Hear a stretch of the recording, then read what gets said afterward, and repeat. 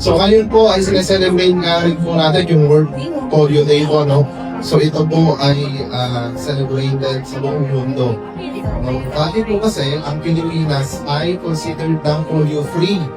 No? So 18 years kung polio-free ang Pilipinas. Pero noong 2019 po, nagkaroon po tayo ng kaso. So mula 2019 hanggang 2025, so dinalabanan na po natin yung pagkakaroon po ng polio.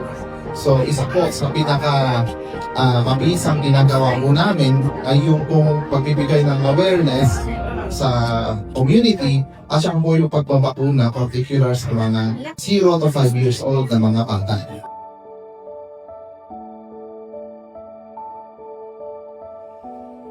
Maraming nasa langit, nagpapasalamat po kami sa pagkakataon nito na binigay nito sa amin. Sana lahat ng mga beneficiaries na namin dito ay naibigay namin yung tulong na kailangan nila. At basbasan mo itong celebration namin, lalo na sa pag-celebrate namin kay polio.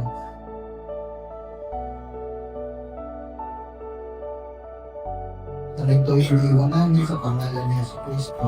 Amen. Amen.